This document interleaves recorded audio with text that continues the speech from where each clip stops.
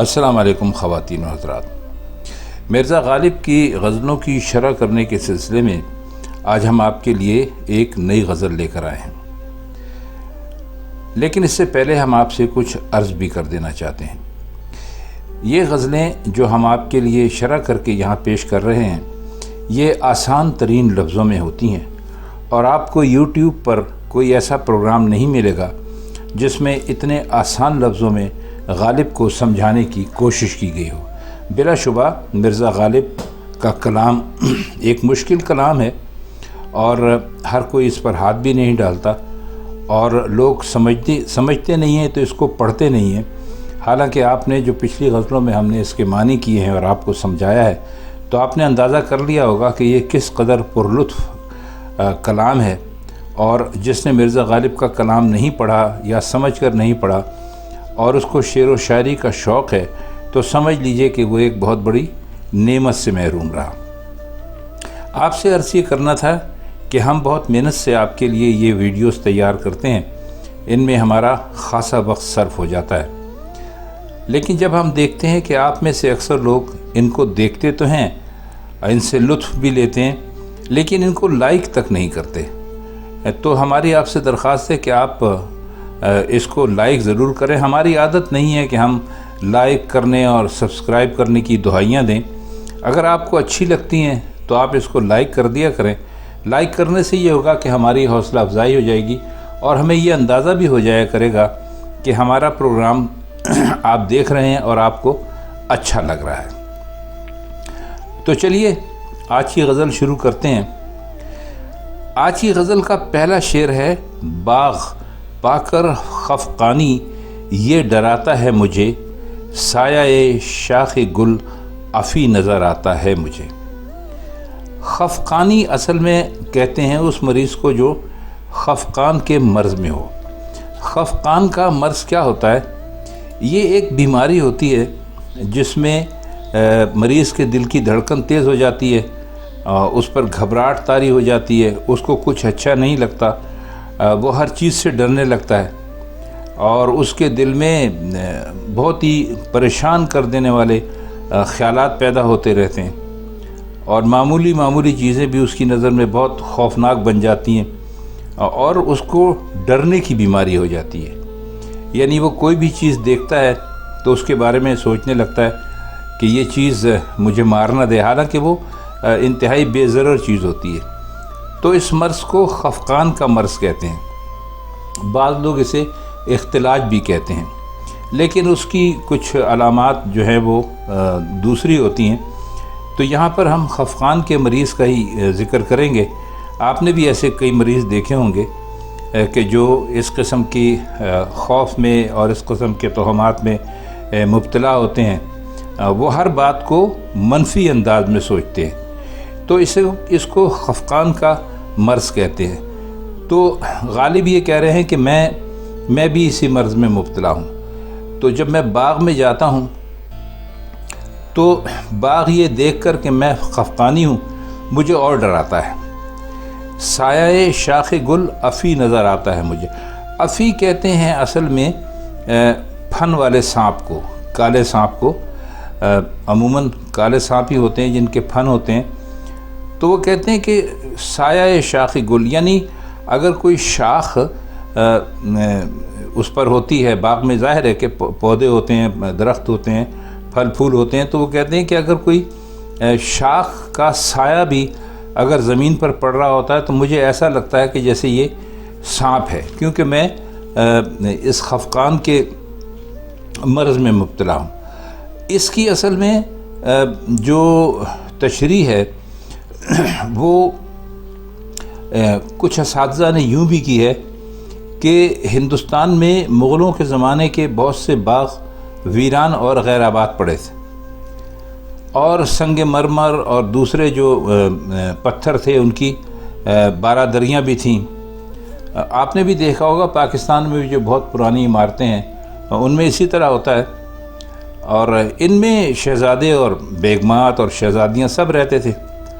تو کہتے ہیں کہ اب تو لگتا ہے کہ وہاں جن اور پریاں رہتی ہیں۔ تو اب نباتات جو ہوتی ہیں، جو اپنی مرضی سے گھاس پھوس پھوٹ آتی ہے، وہ ان کو کوئی دیکھنے والا نہیں ہے تو وہ ایک عجیب طرح سے پھوٹ پڑتے ہیں، اور مطلب ہے ہر جگہ پر جھاڑ جھنکاڑ جو ہے وہ اگاتا ہے، اور ہوا کے ذرا سے جھونکے سے وہ ادھر ادھر لہرانے بھی لگتا ہے۔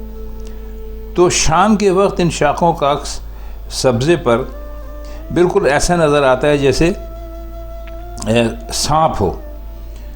تو اس پہ تو اچھے بھلے آدمی پر وحشت اور ہول کا اثر ہوتا ہے، تو اس سے ڈرنا کوئی عجیب بات نہیں۔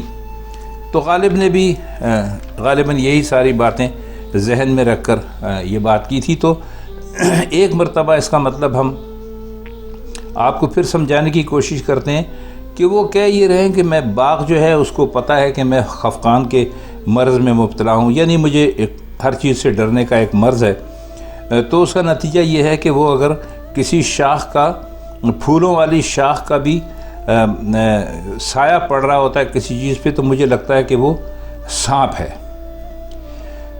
آئیے اب اس کا دوسرا شعر دیکھتے ہیں کہ جوہر تیغ بسر چشمہ دیگر معلوم، میں ہوں وہ سبزہ کہ زہر آب اگاتا ہے مجھے۔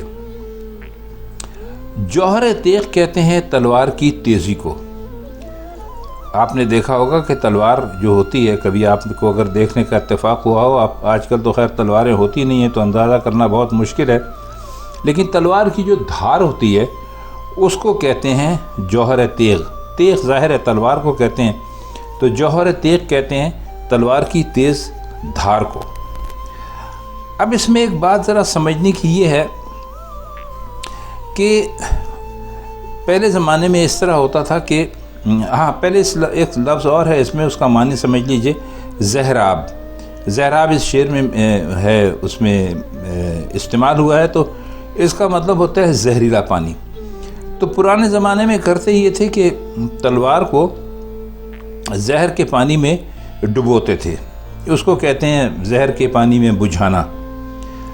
تو اس کے ڈبونے سے جو اس کی دھار ہوتی تھی اس کے اوپر ایک سبزی مائل رنگ سا آ جاتا تھا، اور وہ سبز رنگ کی ہو جاتی تھی۔ اب اس کا تلوار چلانے والے کو فائدہ یہ ہوتا تھا کہ وہ جس پر حملہ کرتا تھا، جب اس کو زخم لگتا تھا تو ساتھ ہی وہ تلوار کا جو زہر ہے، ظاہر ہے کہ اس نے تلوار کو زہر میں ڈبویا ہوتا تھا، وہ خشک ہو جاتے تھے، تو وہ زہر جو ہے وہ جس آدمی کو مار رہے ہوتے تھے، جنگ ہو رہی ہے مثال کے طور پہ، تو وہ زہر اس کے جسم میں چلا جاتا تھا، یعنی اس کو زخم اگر بہت کاری نہ بھی لگا ہو تو وہ جو زہر تھا وہ اس کو مار دیا کرتا تھا۔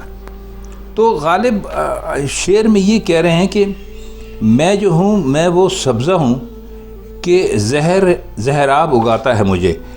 کہہ یہ رہے ہیں کہ جس طرح تلوار کو زہر میں بجھانے سے اس کی جو دھار ہے اس کے اوپر سبزی مائل رنگ آ جاتا ہے، اسی طرح میں بھی وہ سبزہ ہوں جسے زہر بھرا پانی اگاتا ہے۔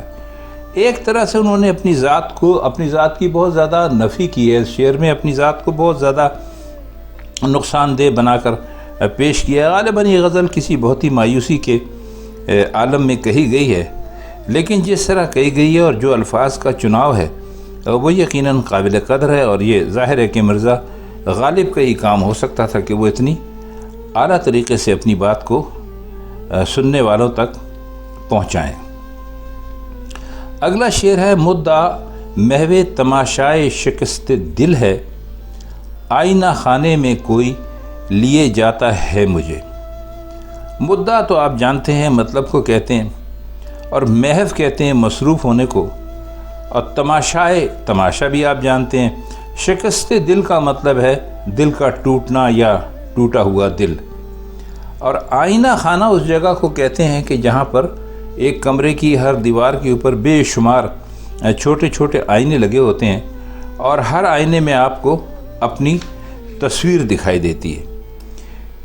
تو وہ کہہ رہے ہیں کہ میرا دل جو ہے وہ تو اب ٹوٹ چکا ہے، اس پر اتنے ظلم اور ستم ہوئے ہیں، زمانے کی اتنی سختیاں اس نے دیکھی ہیں، تو آپ یوں سمجھ لیجئے کہ میرا دل ایک آئینہ تھا اور اس کے بے شمار ٹکڑے ہو چکے ہیں، اور اب میرا جو مدعا ہے، یعنی جو میرا مقصد ہے، اس کا جو عکس ہے وہ ایک ایک ٹکڑے میں نظر آتا ہے.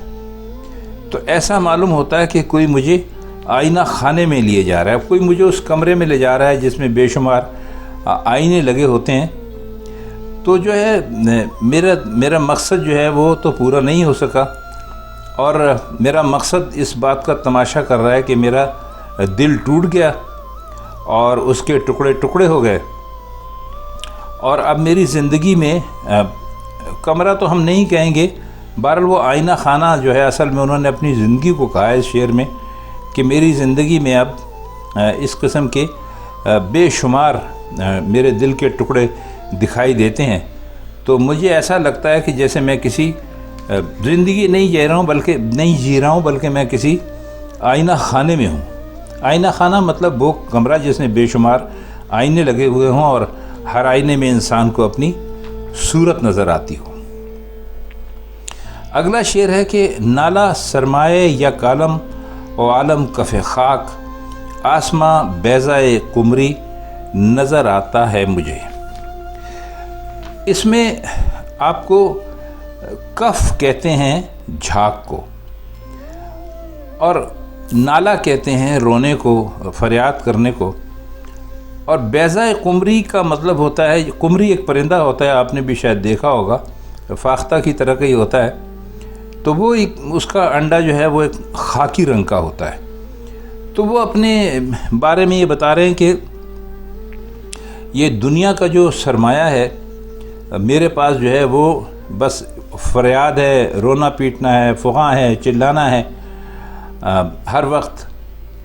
اور دنیا جو ہے یہ خاک کی ایک مٹھی ہے، اور آسمان جو ہے مجھے قمری کا انڈا نظر آتا ہے. وہ ظاہر ہے کہ اس رنگ کا ہوتا ہے، خاکی رنگ کا، خاکستری رنگ کا بلکہ. تو وہ کہتے ہیں کہ دنیا تو چونکہ بالکل ہی ایک مٹھی خاک بن گئی ہے، تو اس لیے آسمان جو ہے اپنی جو آسمان کی ظاہری گولائی ہے آپ جانتے ہیں، اس کے باعث مجھے قمری کا انڈا نظر آنے لگا ہے. شعر بہت، یہ جو غزل ہے یہ بہت ہی لگتا ہے کہ کسی بہت ہی اذیت ناک تجربے سے گزرتے ہوئے مرزا غالب نے یہ غزل کہی تھی، کیونکہ اس میں تمام جو اشعار ہیں وہ بہت ہی حسرت اور بہت ہی جسے کہنا چاہیے کہ تکلیف دہ مراحل سے گزرنے والے آدمی کے ہی دکھائی دیتے ہیں. آخری شعر ہے مقطع اس کا، زندگی میں تو وہ محفل سے اٹھا دیتے تھے، دیکھوں اب مر گئے پر کون اٹھاتا ہے مجھے. اس میں کوئی بہت خاص مشکل الفاظ تو ہیں نہیں جو ہم آپ کے لیے بیان کریں، بس اس کا سیدھا سیدھا مطلب یہی ہوتا ہے کہ جب میں زندہ تھا تو محبوب مجھے اپنی محفل سے نکلوا دیتا تھا، یعنی وہ مجھے اپنی محفل میں برداشت ہی نہیں کرتا تھا. تو اب تو میں مر گیا ہوں، تو اب یہ دیکھنا ہے کہ مرنے پہ مجھے کون اٹھاتا ہے. اٹھاتا ہے کہ اصل میں دو معنی ہیں. ایک تو ہے کہ محفل سے اٹھانا، دوسرا ہے جنازہ اٹھانا. تو اسی سے مرزا جو ہیں وہ الفاظ سے کھیلے ہیں اور انہوں نے اسی کا فائدہ اس شعر میں اٹھایا ہے. تو شعر کا سیدھا سادہ مطلب تو یہ ہے کہ میں جب ہم مر گئے تو ظاہر ہے کہ اب نہ ہم اس محفل میں جائیں گے اور نہ وہ ہمیں اس محفل سے نکلوائیں گے. مطلب یہ جو انہوں نے کہا ہے کہ اب دیکھنا چاہیے کہ مرنے پر مجھے کون اٹھاتا ہے، تو اس کا یہی مطلب ہے کہ جب زندہ تھے تو ان کا بس چلتا تھا کہ جب ہم ان کی محفل میں جاتے تھے وہ ہمیں نکلوا دیتے تھے. تو اب تو ہم مر گئے ہیں، مرنے کے بعد ظاہر ہے کہ ان کی محفل میں نہیں جائیں گے، تو ان کو اب محفل سے نکلوانے والا نہیں ملے گا. تو خواتین حضرات، یہ تھی مرزا غالب کی آج کی غزل اور اس کے چند مشکل الفاظ کی معنی، اور اس کی ہم نے کچھ شرح کرنے کی کوشش کی. تو امید ہے کہ یہ غزل اب جب آئندہ آپ پڑھیں گے یا سنیں گے تو آپ کی سمجھ میں ذرا بہتر طور پر آ سکے گی. تو ملتے ہیں مرزا کی کسی اور غزل کے ساتھ کسی اور ویڈیو میں. تب تک کے لیے ہم آپ سے اجازت چاہتے ہیں. خدا حافظ.